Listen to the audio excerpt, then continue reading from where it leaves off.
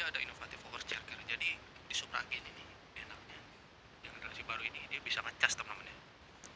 Jadi cukup bawa kabel casannya aja ngecas di motor juga bisa teman-teman, tanpa ragu rasakan perjalanan mudah dengan fitur charger yang aman dan praktis untuk mengisi daya gadget Anda ya. Jadi ini bisa ngecas teman-teman ya. Aku sempat tanya juga sama orang di jalan, bang ini Supra bisa ngecas ya?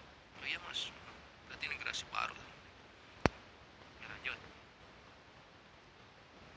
Nah ini juga bagasinya teman. Bagasinya cukup gede juga ya, 7 liter utility boxnya. Bagasi seberguna yang fungsional dengan kapasitas yang besar untuk tahan bawaan barang selama darat. Jadi buat jas hujan bisa, kanebo bisa, terus kunci L bisa ya, kunci T bisa, kunci Inggris bisa ya. Cuma pacul doang yang nggak bisa ya, soalnya kepanjangan kalau pacul ya. Ini cukup gede ya, lumayan ya, hujan bisa lah ini ya. Oke, lanjut. Nah kalau untuk dari bagian atas, nah dia speedometernya masih panel meter, cuma dia lebih modern aja ya. Tapi kalau gue sih mudah-mudahan sih di upgrade lagi nanti ke yang speedometer digital, full digital. Tapi lumayan keren juga sih kalau menurut gue ya, panel meter ya. Panel meter modern yang mudah dibaca, hadir dengan indikator kap seperti speedometer, transmisi, odometer, mil, dan bahan bakar teman. Cukup lengkap juga teman ya di sini.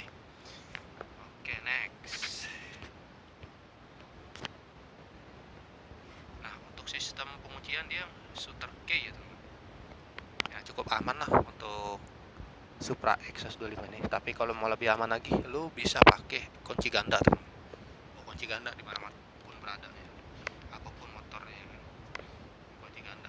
Auto security case shooter with set opener ya. Sistem penguncian bermagnet dengan penutup otomatis yang dilengkapi dengan pembuka tempat duduk sehingga makin praktis teman. Jadi dia ada magnet yang buka tutup teman, untuk melindungi si kunci bagian dalamnya supaya nggak kehujanan, nggak karat gitu ya, nggak kena panas, debu, kotorannya, jadi nggak seret ya. Oke, next. Dari atas sudah, bawah udah, kita ke lampu headlamp.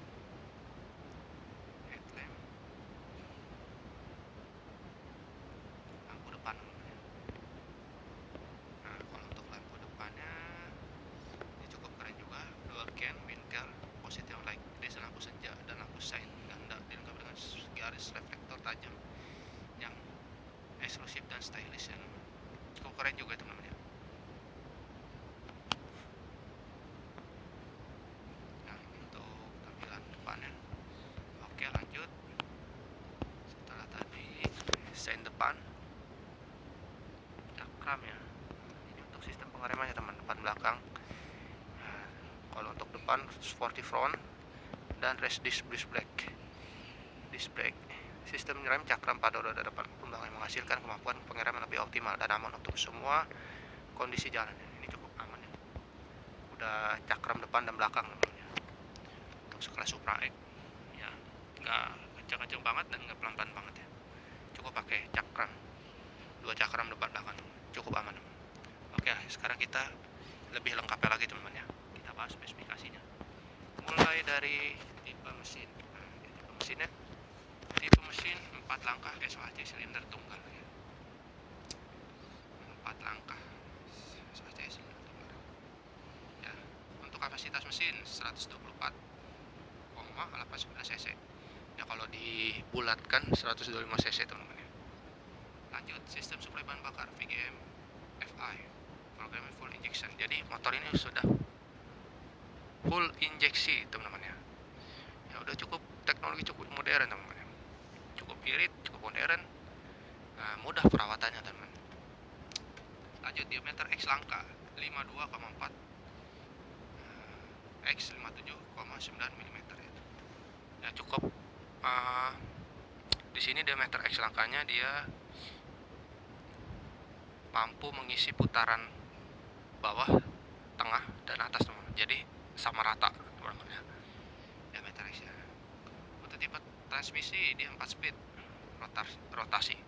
4 speed itu berarti giginya, naik turun giginya gigi 1 2 3 4, ntar rotasi lagi, turun gigi 4 3 2 1 teman-teman.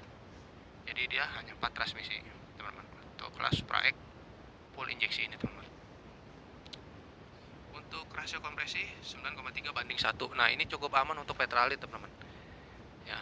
Tapi kalau lo mau coba Pertamax Turbo ya cukup tidak masalah teman-teman kalau pakai Pertamax Turbo. Jadi jatuhnya ya mau bajir, lebih baik petralit aja udah cukup aman teman-teman ya.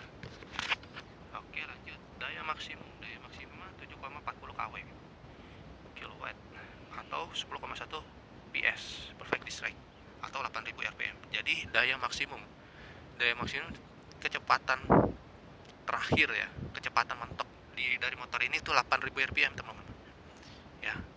Cukup lumayan ya buat ngejar waktu, cukup kencang teman-teman. Untuk torsi itu daya dorong teman-teman, daya dorong maksimal motor ini ya, dia itu 9,30 Nm atau 0,95 kgfm atau 4000 rpm. Jadi di torsi daya dorong awalnya dia sampai 4000 rpm dan maksimal kecepatannya sampai 8000 rpm teman. Ya cukup lumayan kencangnya buat ngejar waktu. Untuk tipe starter dia starter kaki dan elektrik. Starter kaki itu kickstarter dan elektrik starter. Jadi ada dua ya, kickstarter sama elektrik starter ya. Jadi lumayan kalau akinya habis gak bisa di elektrik starter, masih bisa di kickstarter ya. Kalau kickstarter rusak masih bisa didorong, naikin gigi 1 nyala. Itulah enakan naik motor bebek teman-teman. Untuk tipe kopling multiplate wet cloth with coil spring ya. Tipe kopling basah kayaknya nih. Untuk sistem pendingin udara ya. Sistem pendingin mesinnya pendingin udara dan pola perpindahan giginya N netral, naik 1 2 3 4, nah, netral lagi, turun lagi 4 3 2 1, netral gitu. Jadi naik 1 2 3 4, turun 4 3 2 1 ya. Ini untuk spesifikasi mesin. Lanjut kita sampai ke spesifikasi rangka dan kaki-kaki teman-teman. Tipe rangkanya dia tipe rangka tulang punggung nih ya. Setahu gue juga punya Supra X di rumah. Dari dulu sampai sekarang mau kena banjir, badai, gunung, halilintar, Purapindo, alhamdulillah tetap aman. Tipe rangka tulang punggung ini cukup kuat teman-teman ya dibanding ESAF ya. Kalau ini hanya perbandingan menurut pendapat pribadi gue aja ya. Tulang punggung lebih kuat ya Supra X teman-teman. Tipe suspensi depan teleskopik. Jadi suspensinya dia yang depan ya shock, masih teleskopik ya, belum WSD ya. Lebih keren lagi pakai WSD. Tapi harganya cukup mahal. Oke, untuk tipe suspensi belakang lengan ayun dengan suspensi ganda. Lengan ayun dengan suspensi ganda berarti dia masih pakai 2 shock teman-teman di belakang, stok standar ya, belum monoshock. Kalau teman-teman pengen monoshock ya pakai Supra GTR. Jadi shocknya cuma 1, dia ada tengah gede ya, cukup stabil juga sih kalau untuk 2 shock kayak gini teman. Oke, next ukuran ban depan dia 70/90, ring 17 MC 38P ya, ukuran ban depan. Ukuran ban belakangnya 80/90, ring 17 MC 44P. Jadi ban depannya 70/90, ban belakang 80/90 teman-teman. Ya nggak gede-gede banget, nggak kecil-kecil banget, standar. Karena motor ini kayaknya target untuk di kecepatan ya teman-teman. Oke, next, rem depan cakram hidrolik dengan piston tunggal ya. Jadi cakramnya dia pakai piston yang tunggal. Yang rem belakang juga cakram hidrolik dengan piston tunggal CW tromol SW. Jadi ada yang tipe CW dia pakai cakram pistonnya tunggal, yang tipe SW tadi yang tromol itu yang pakai pelek. Jari-jari tipe SW dia tromol ya teman-teman ya. Oke, ini untuk spesifikasi rangka dan kaki-kaki. Lanjut kita dimensi ke berat. Nah, untuk panjang kali lebar kali tingginya, untuk untuk panjang dari motornya ya, panjang dari motor itu gua perkirakan ya, ini menurut pendapat gua pribadi, dari ujung spakbor depan sampai ujung spakbor belakang itu 1918 ya panjangnya milimeter. Untuk lebarnya dari sisi kiri ke kanan ya, gua ambilnya dari lebarnya dia ambil dari stangnya aja ya, stang dari kiri ke kanan yaitu 709 mm. Dan tingginya dari bawah nih gua agak bingung ya. Kalau untuk tinggi gua ngambilnya dari ban bawah paling bawah sampai ke atas, atau dari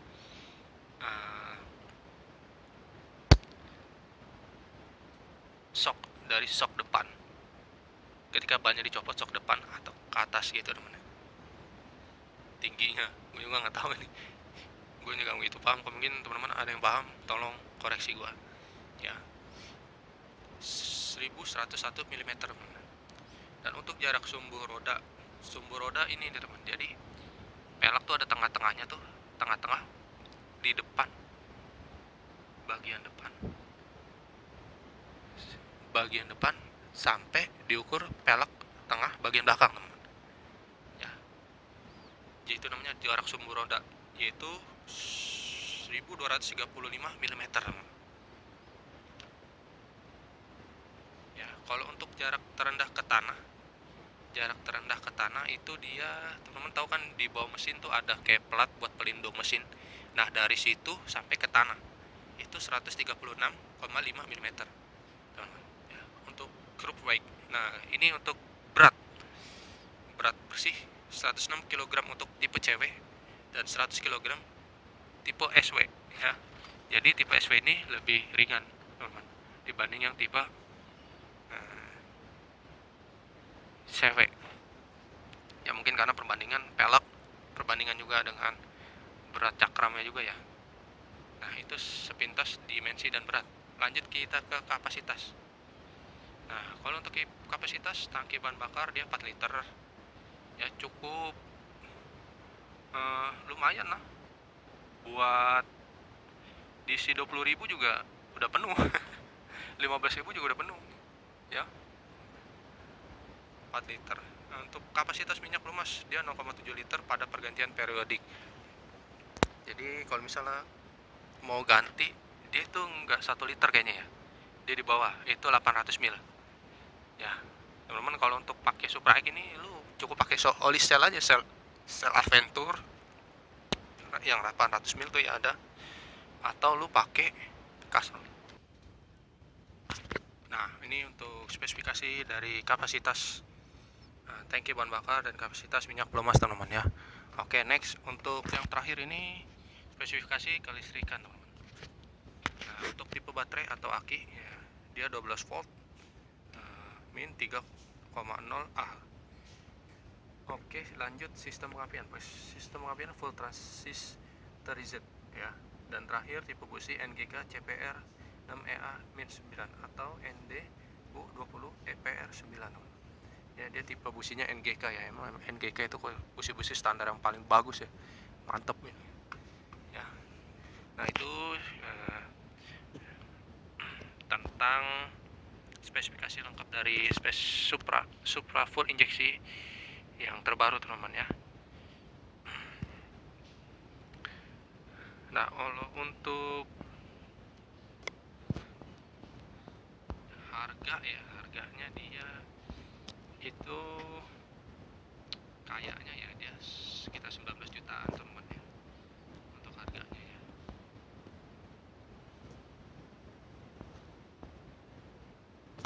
Mari kita lihat pickup.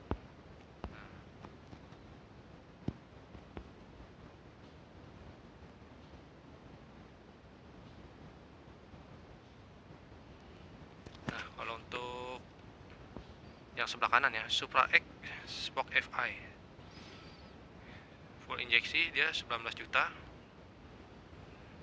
900. Kalau untuk Supra X 125 cw FI full injeksi 20 juta 925.000 teman-teman ya.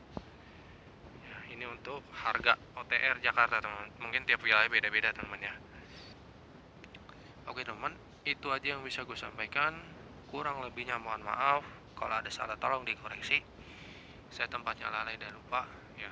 Kesempurnaan hanya milik Allah Subhanahu wa taala. Wassalamualaikum warahmatullahi wabarakatuh. Sampai jumpa teman-teman.